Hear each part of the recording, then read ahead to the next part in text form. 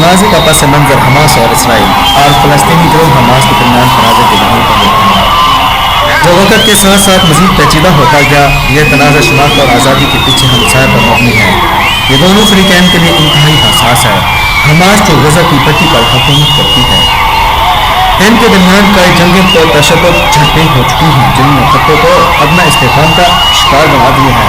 इन वाक़यात के नतीजे में हज़ारों अफराद हलाक और ज़ख्मी हुए हैं, जिनमें बड़ी तादाद में आम शहरी भी शामिल हैं। इस तनाज़े में खित्ते में सियासी और इंसानी सूरत हाल को बुरी तरह मुतासर किया है, जिससे इंसानी बहरान पैदा हुआ है। इस वक्त तक दोनों फ़रीक़ैन के दरमियान ताल्लुकात इंतहाई कशीदा रहे हैं और अमन की कोशिशें बार बार नाकाम हो चुकी हैं। इसराइल ने हमास पर हमले किए हैं, जैसे तनाज़ा मज़ीद शिद्दत इख्तियार कर दिया है। दोनों फ़रीक़ैन पर इंसानी हकूक़ की खिलाफ वर्जी का इल्ज़ाम है और ऐसे तनाज़ा के नतीजे में आलमी बरादरी को भी मुतासिर किया है। हाल ही में हमास ने इसराइली कैदी को रिहा किया है, जैसे तनाज़े में एक नया बाब शुरू होने जा रहा है। ये कैदी कई सालों से हमास की कैद में थे। रिहाई की खबर ने इसराइल और फ़लस्तीन दोनों में खुशी की लहर दौड़ा दी है। कैदियों के अहल खाना कैदियों की रिहाई के लिए बरसों से मुहिम चला रहे थे। इसराइल और फ़लस्तीनियों के दरमियान बेहतरी की अलामत के तौर पर देखा जा रहा है। ये याद रहे, अमन की राहदारी का रास्ता हमवार हो गया है।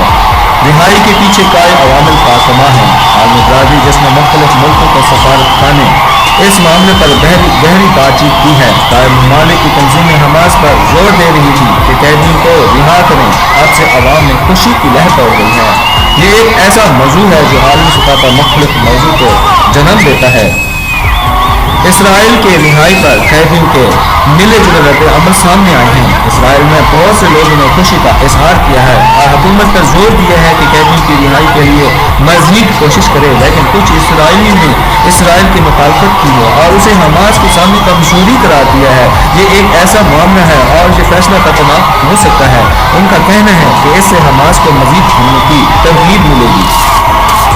फ़लस्तीनी अवाम ने इस रिहाई का खैर मकसद किया है। उनके लिए ये एक कामयाबी है।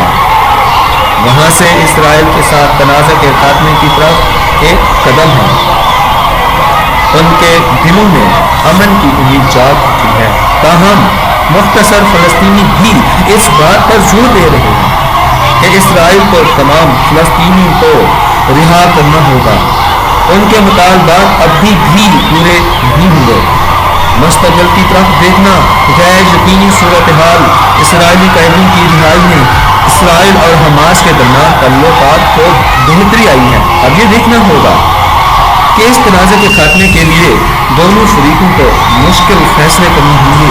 उन्हें एक दूसरे की तशवीश को तस्लीम करना होगा और पायदार अमन के लिए मिलकर काम करना होगा। इस खित्ते और दुनिया भर के लोग मुंतज़िर हैं। हमें उम्मीद है कि इसराइल के कैदी को रिहाई नए अमन के दौर का आगाज साबित होगी।